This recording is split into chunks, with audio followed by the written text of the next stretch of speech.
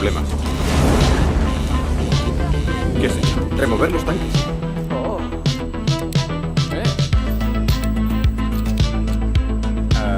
Aquí Houston. Repite, por favor. Houston, tenemos un problema. Los héroes del cine también se hunden en la dificultad. Nosotros también conocemos la fragilidad. Pero la fe nos enseña que nuestras crisis pueden ser el comienzo de un gran milagro. Dios no apaga la cámara cuando todo se pone cuesta arriba. Aquí comienza un espacio donde el cine nos habla de la esperanza que nunca falla. Queridos amigos de En un lugar de película, hoy tengo una grandísima alegría porque hoy todo queda en casa, hoy todo queda pues entre nosotros, porque hoy traigo a uno de los que suelen estar en la parte de atrás, que nosotros compartíamos. Ahora que nosotros los que solemos estar en la parte de atrás nos cuesta un poquito ponernos así delante de la cámara, pero es que es una oportunidad tenerle aquí con su hermana, Ruth. David, muy buenas, qué alegría. Buenas. Hola. Una alegría enorme teneros, son hermanos y son, como a veces os digo, ¿no? Son todoterreno, porque vosotros en el mundo del cine habéis hecho de todo. Sí. Dirección, producción, guión, bueno, en vuestros cortos hacéis, ¿no? Os toca a vosotros todo. Sí, o sea, al final hemos formalizado lo que nuestros padres de pequeños nos inculcaron, ¿no? Que es, íbamos todas las semanas al cine. Qué bueno. Así que se sorprendieron cuando les dijimos que nos queríamos dedicar a esto, pero al final lo hemos formalizado en ese sentido y hemos encontrado ese camino. Bueno, pues aquí donde veis a David, digo que le soléis ver poco porque suele estar detrás, pero David trabaja aquí en Canal Diocesano también de todo, cámara, edición. Y cuando uno ve así a David, el primer golpe es, pero ¿qué hace un chico como tú en un sitio como este, ¿no? Porque es verdad que quizás, a ver, no quiero, bueno, iba a decir no es ofensa, ¿no? Pero es verdad que no eres el prototipo, a lo mejor, al menos visualmente, ¿no? Podríamos decir, de lo que uno espera en un medio como este, ¿no? Religioso, católico. ¿Cómo fue, ¿no? Que llegaste aquí y un poco qué haces aquí también, para que cuentes a los espectadores cuál es tu trabajo aquí? Bueno, a ver, creo que la respuesta es bonita y es lo primero providencia y luego intercesión. O sea, la providencia es, el mundo audiovisual es difícil, o sea, yo venía de estar en una etapa de mucha incertidumbre, de mucho malestar, de tantos rodajes, de pasar por diferentes proyectos. Al final he trabajado tanto en muchas series, en cine, en todos los departamentos, conduciendo camiones de arte por Madrid Centro y generándome como mucho malestar, porque bueno, como que el mundo del cine tiene esa parte que es muy bonita, pero a la vez también muy sufrida, porque la inestabilidad no es fácil. Entonces, de repente me volví después de la pandemia a casa, estaba gestionando emocionalmente pues cómo seguir desarrollando pues mi vida laboral, y mi madre tenía la tele puesta siempre el Canal Diocesano. O sea, para ella ha sido su compañía en su vida y lo que le daba paz. Entonces, es la que nos ha inculcado la fe, y por eso digo que era la providencia.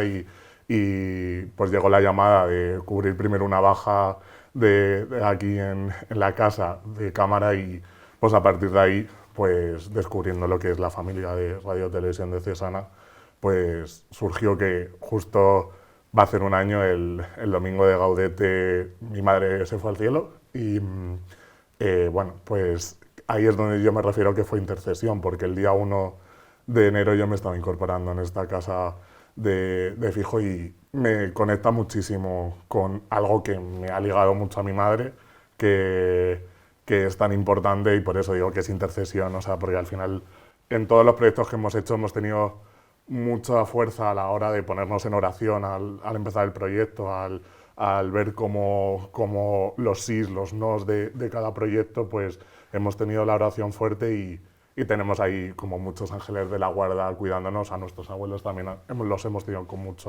muy presentes, y bueno, pues ahora pues algo que puede ser a veces doloroso, hasta la herida, ¿no? O sea, todavía muy palpante, solo un año, pero también se siente mucho calor el estar en esta casa así. Qué bien, qué bonito.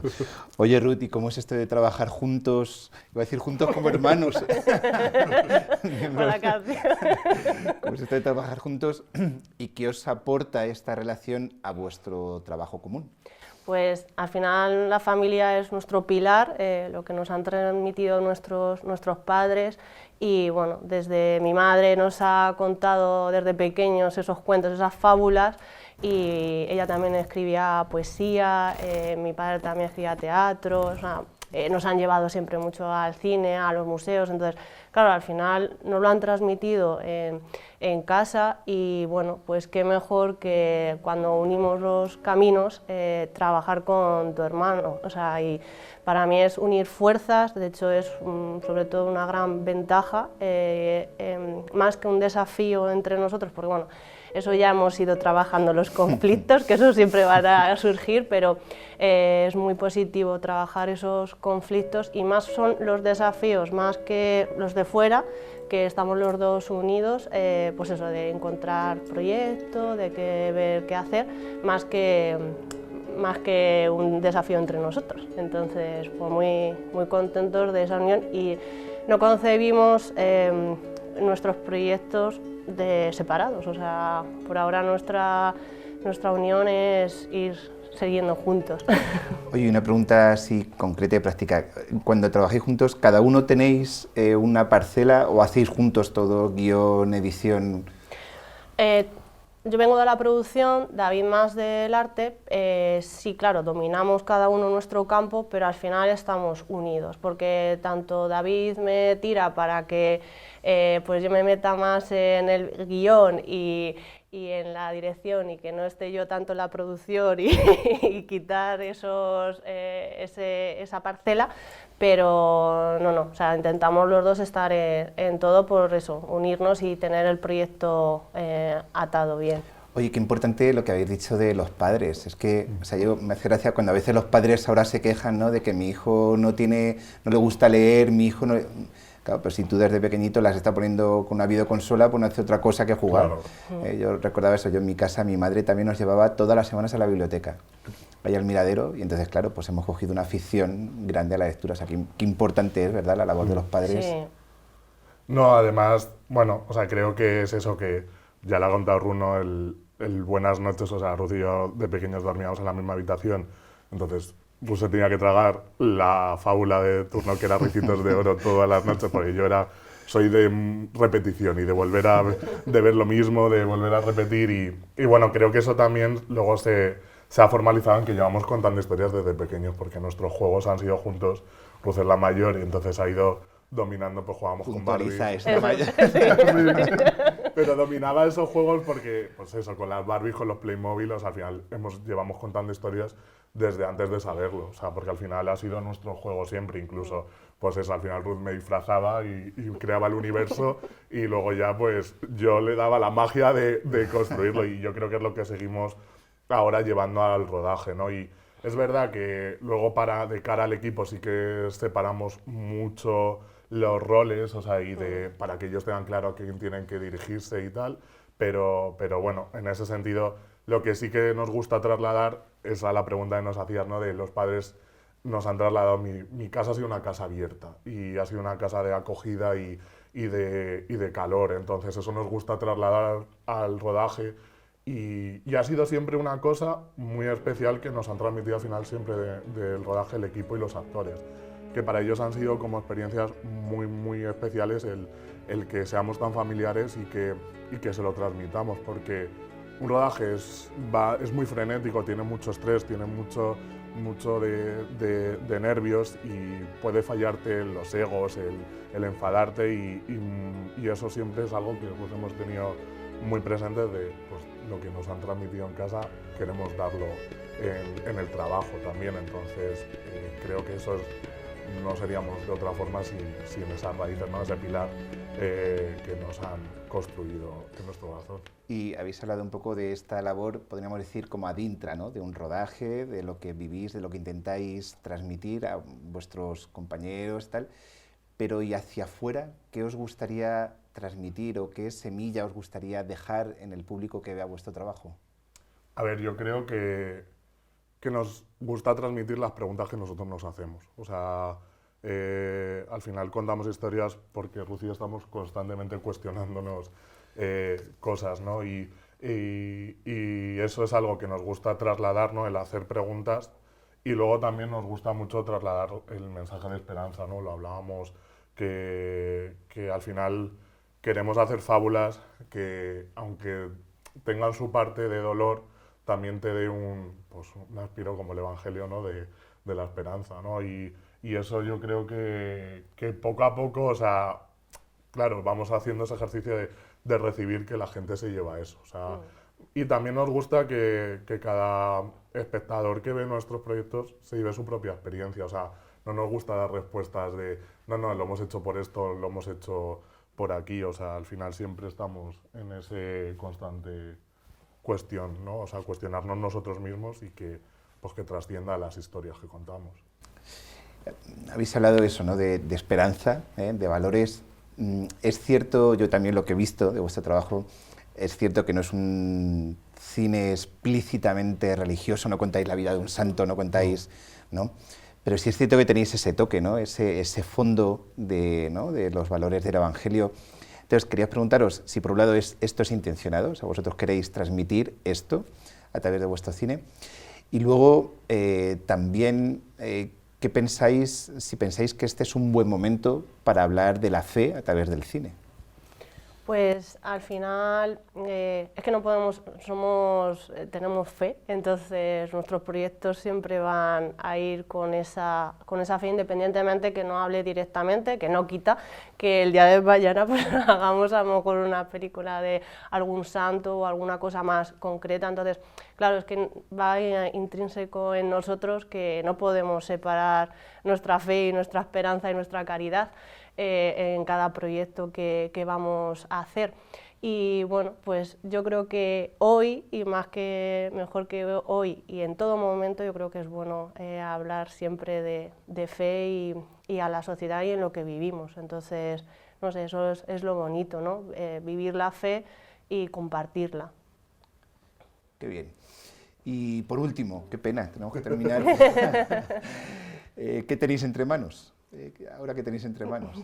Bueno, pues, a ver, el cajón, yo creo que cualquier creador está lleno de proyectos, ¿no? Y yo creo que es algo que también se reflexiona mucho en los proyectos que nunca salen, ¿no? Y Ruth y yo siempre tenemos ahí como las ideas anotadas, y que las ideas no son nada en sí, pero las que luego vamos bajando poco a poco, y hemos entrado a la semilla del cine, que es el teatro, y estamos en pleno creación de 2 proyectos de dramaturgia, o sea, de textos de dramaturgia. Una es la adaptación de Sostén G37, que es el último cortometraje, lo estamos adaptando en teatro largo, y está siendo un proyecto muy especial, o sea, porque creíamos que era una historia determinada, y de repente ha ido naciendo como seguir ahondando en el mundo de los complejos que toca a todo el mundo, ¿no? Y estamos con eso, a la vez que un texto que se cruza, es un texto más dramático que se llama Esculpido por los dioses, y que habla sobre el cuerpo, sobre el tamaño, y ahí estamos experimentando también cosas, y creo que hay mucho evangelio ahí.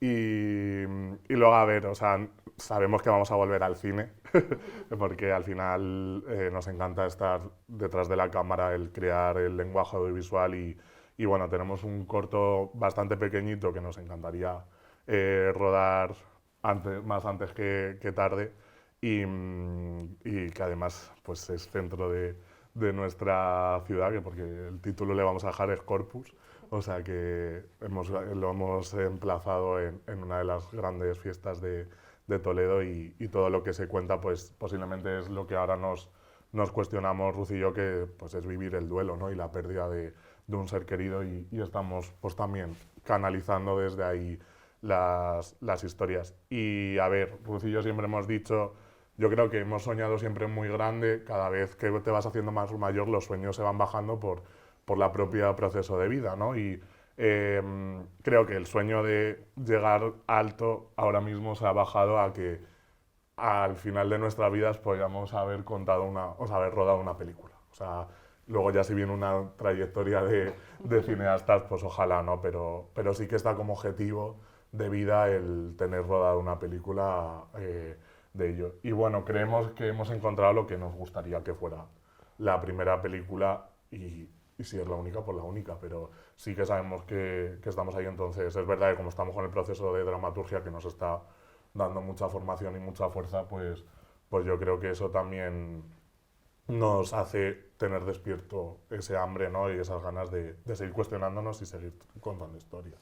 Qué pena, se nos acaba el tiempo, pero por favor, estrenad y volvéis, porque es que según ibais hablando, o sea, iba pensando, eso, el proceso creativo, digo, si iba a preguntar, digo, porque seguro que os pasa que sales de la ducha, se te ocurre una cosa y te pones a escribir, tienes un cuaderno, de repente vas por la calle, pasa una cosa y se te ocurre una idea. Sí. Bueno, lo hablaremos. ¿No? El ámbito del teatro tan distinto del cine, pero qué apasionante es el directo, las emociones. Pero luego, por otro lado, que nos gusta el cine, es que nos encanta la cámara, nos encanta la edición. Bueno, como sois dos, claro. otra semana lo hacemos al revés. Entrevistamos a David y a Ruth y a David, y porque hay muchas cosas de las que hablar. Muchísimas gracias. Nada, dijo aquí. Y adelante a por ello.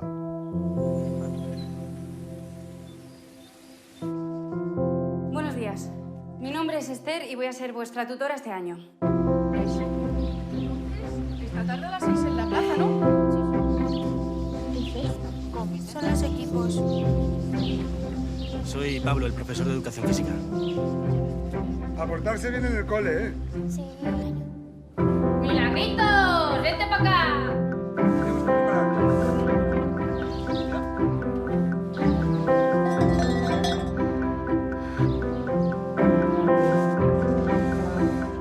No, son 3 juntos. ¿Qué has dicho? Que usted lo único que piensa es que en este pueblo solo se puede trabajar en el campo o ser unos delincuentes.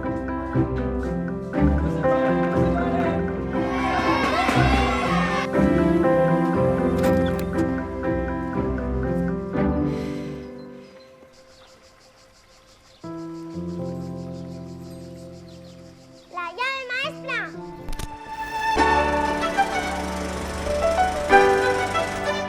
Nuestra película semanal es 55 Pasos, del año 2017, dirigida por Billy August. Las protagonistas principales son las oscarizadas Helena Bonham Carter y Hilary Swank. Podemos verla actualmente en Amazon Prime Video, Apple TV, YouTube TV y Google TV. 55 Pasos es la historia real de Eleanor Reese, una paciente de la unidad psiquiátrica de un hospital de San Francisco, y de Colette Hughes, su abogada de los derechos de los pacientes, que no se imagina que además de emprender una batalla legal para mejorar el tratamiento de los enfermos mentales en los hospitales, transformará su propia vida. La justicia es la virtud que inclina a dar a cada uno lo que le corresponde, como sujeto de necesidades individuales y sociales, o como miembro de una sociedad. La justicia tiene, por tanto, una repercusión social muy clara. Esta película está basada en la batalla judicial que emprendió la abogada y enfermera anteriormente, Colette Hughes, para defender los derechos de los pacientes de salud mental. Colette había ejercido su trabajo como enfermera en una unidad de psiquiatría y lucha por los derechos de los más vulnerables como abogada en la sociedad, los enfermos mentales. Esta película es el testimonio del sufrimiento y la incomprensión de las personas que sufren alguna enfermedad mental y que son rechazadas por la sociedad, llegando a ignorar sus derechos y su dignidad. Sin embargo, por otra parte, es una historia de superación y de optimismo sobre una mujer, Eleanor Reese, que reclamó su derecho a decidir sobre su propia vida y a la que le reconociera la dignidad y el respeto que todo ser humano se merece.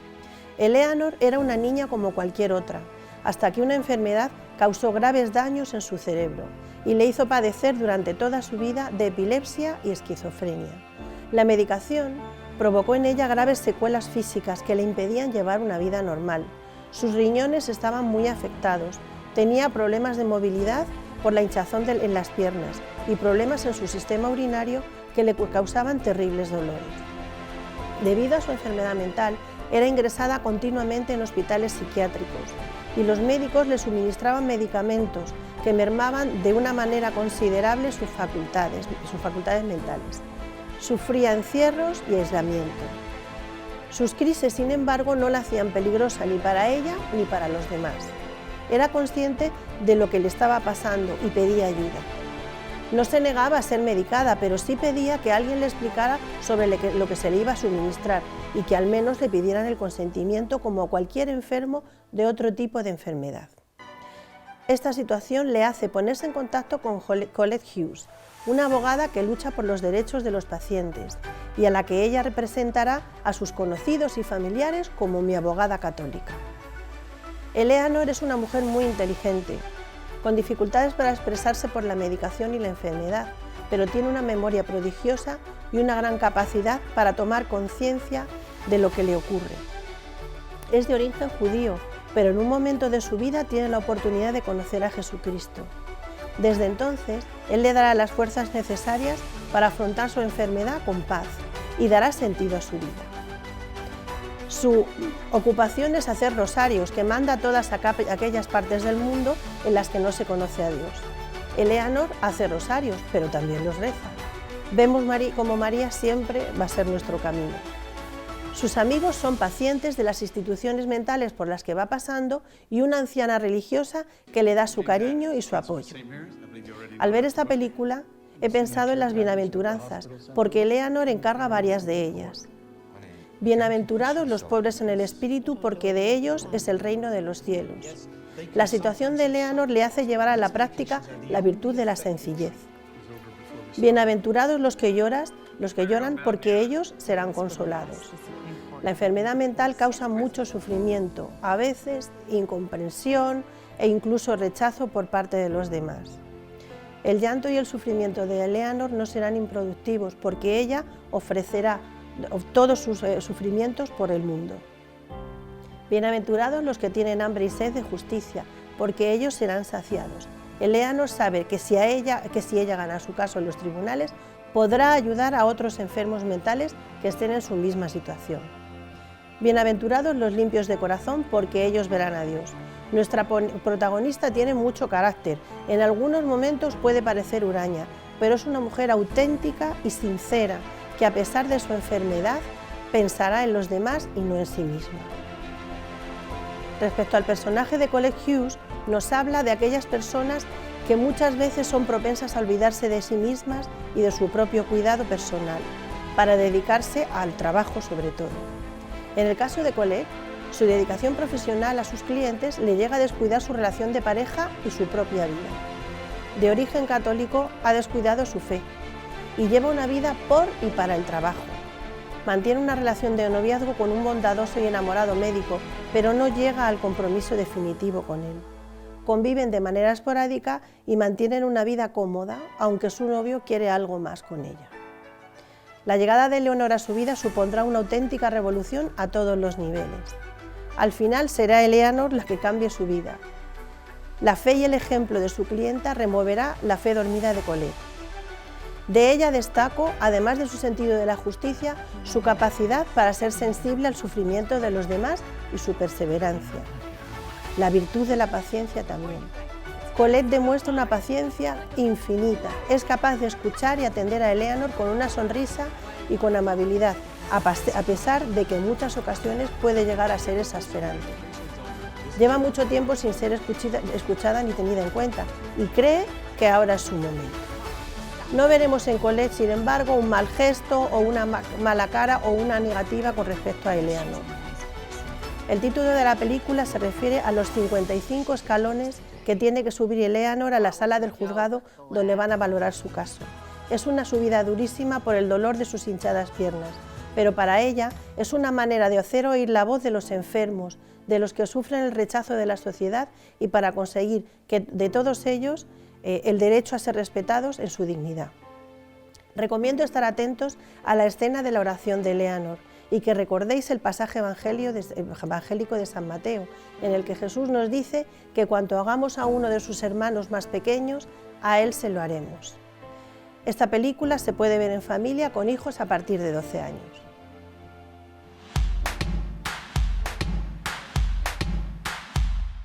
Buenas tardes, queridos espectadores de Canal Diocesano. Una semana más vamos a traer una película, vamos a analizar un poco su banda sonora.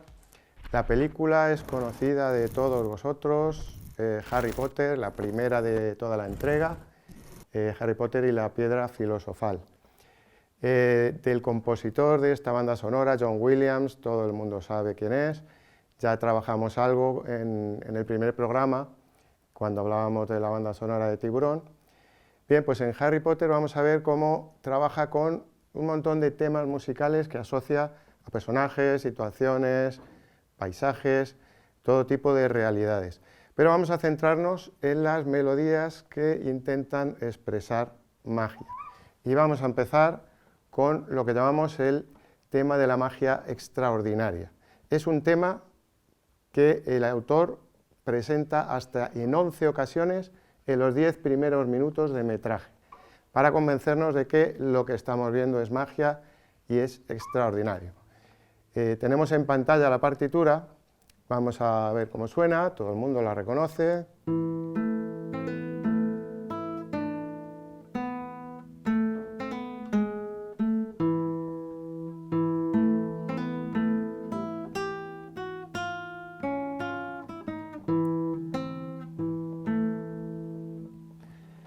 Bien, ¿por qué suena mágica esta melodía?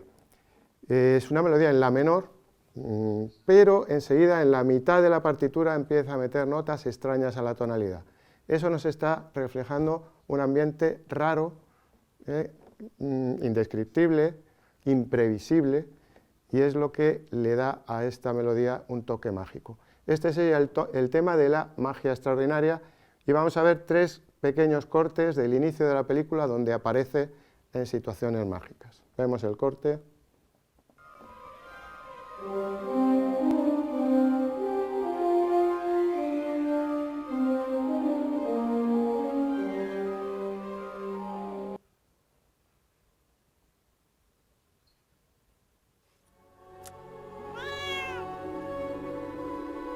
I should have known that you would be here.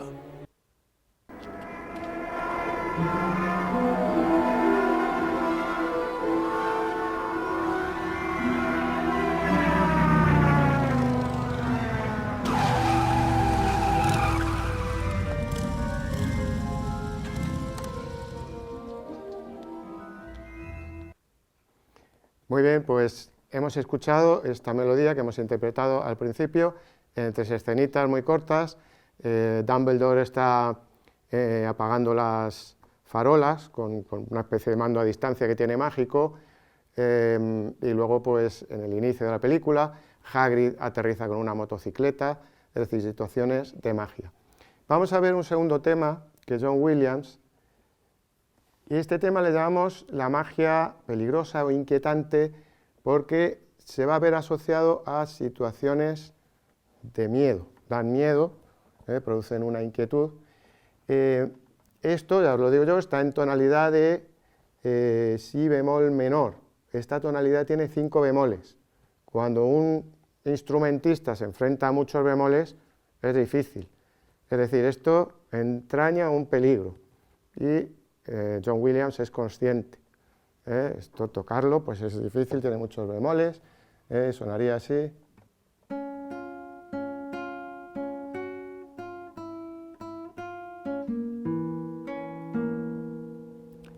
Muy bien, pues así suena este tema de la magia peligrosa, inquietante, que da miedo. Además termina en un acorde que se llama acorde de séptima disminuida, que se usa entre transición de 2 acordes tonales, pero nunca se usa para terminar una frase, que es lo que está haciendo aquí John Williams. Se queda con un sonido disonante que no parece aterrizar. Vamos a ver alguna escena de esta magia de miedo.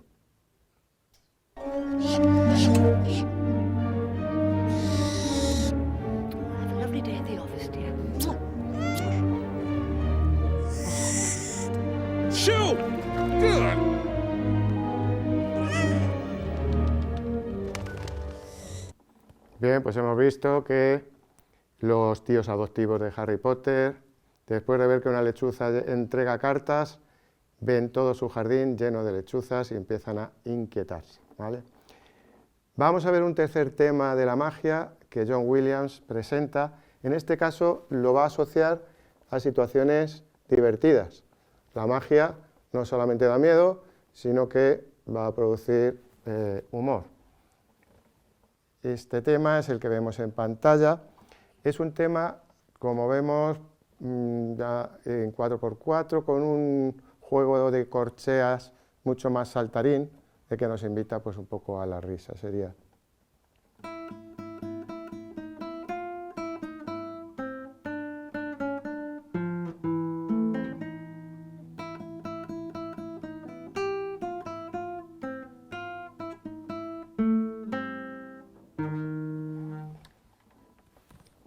Vale, pues este tema vemos es como más gracioso y vamos a ver alguna escena en la que la magia produce pues una situación cómica.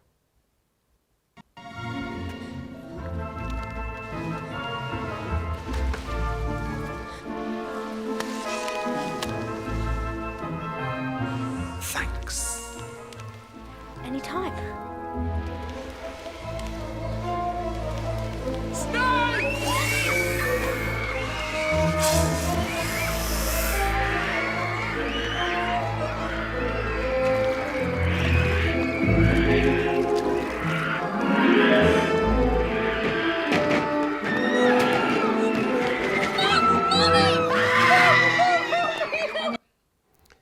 Bueno, hemos visto cómo Harry Potter, usando magia, pues ha metido a su odioso primo en el estanque de la serpiente y aparece este tema gracioso. Y por último vamos a ver un cuarto tema que asocia el compositor a la familia de Harry Potter. Todos sabemos que la familia de Harry Potter, su padre y su madre, pues fueron asesinados por Lord Voldemort y es un tema que empieza con un motivo muy suave. En música se llama grados conjuntos, de nota a nota, pero hacia la mitad de la partitura tenemos ya unos intervalos disonantes, saltos muy amplios, que nos habla ya que también interviene la magia y que se rompe la melodía. Esa familia está rota porque Harry Potter en este momento es huérfano. Esto sonaría así.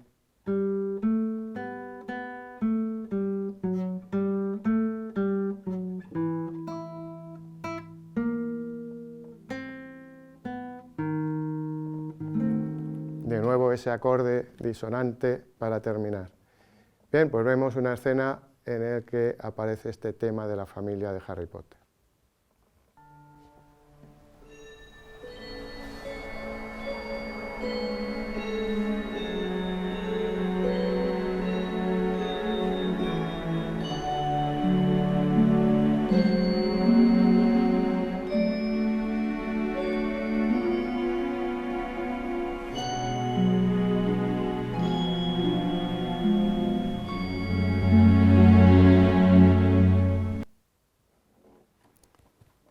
Genial este John Williams. Hemos visto un ejemplo de cómo la música narra. La música está apoyando la narración y está avisando de lo que está pasando también de forma auditiva al espectador. Pues con esto terminamos esta película y hasta la semana que viene.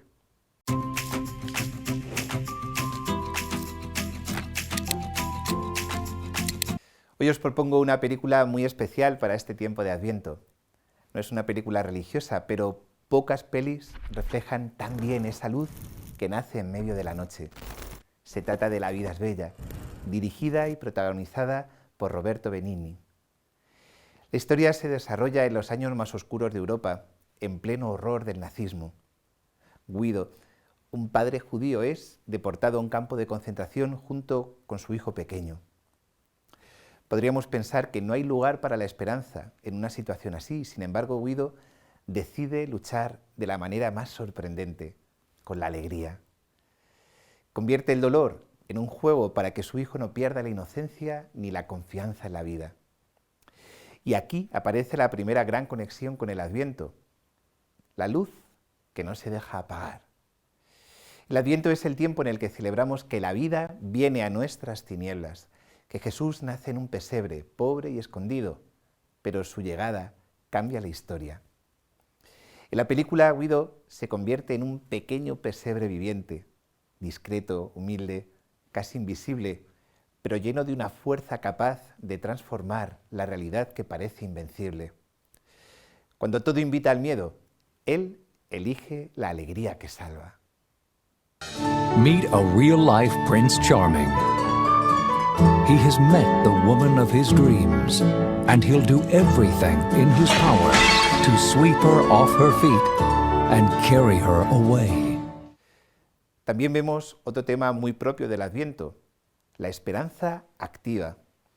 No es una esperanza que se queda esperando sentada, es una esperanza que hace, que se pone en marcha. Guido nos engaña, sabe lo que ocurre alrededor, pero donde el mundo grita muerte, él responde con amor. Donde hay odio, responde con ternura. Donde hay desesperación, él mantiene viva la promesa de que un día todo terminará bien. Así también es la esperanza cristiana. No niega el mal, pero lo enfrenta con el bien. Además, La vida es bella nos invita a estar vigilantes, atentos a los signos de amor que a veces pasan desapercibidos.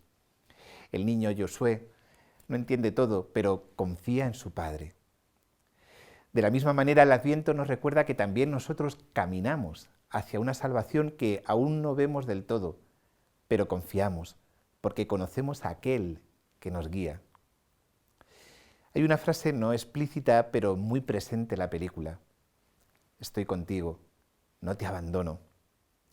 Eso mismo es el corazón del Adviento, un Dios que viene a estar con nosotros, a compartir nuestro dolor, a cargar con nuestro peso y a transformar la cruz en victoria. El final de la película es emocionante, inolvidable, y nos deja un mensaje muy fuerte. El amor que se entrega hasta el extremo es fecundo. La alegría de Guido no es ingenua, es heroica, y su sacrificio se convierte en futuro para su hijo. Y así actúa Cristo, venciendo el mal desde dentro, regalándonos una libertad que a veces solo comprenderemos al final. La vida es bella nos recuerda que incluso cuando todo parece perdido, hay motivos para esperar. Nos enseña que la alegría puede ser un acto de resistencia y que la bondad es más poderosa que la violencia y que la esperanza, cuando nace del amor, es invencible.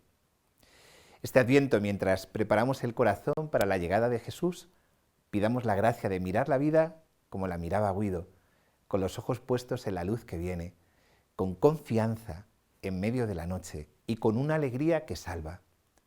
Porque, como dice el título de esta película, la vida es bella cuando se ama hasta el final. Life is beautiful.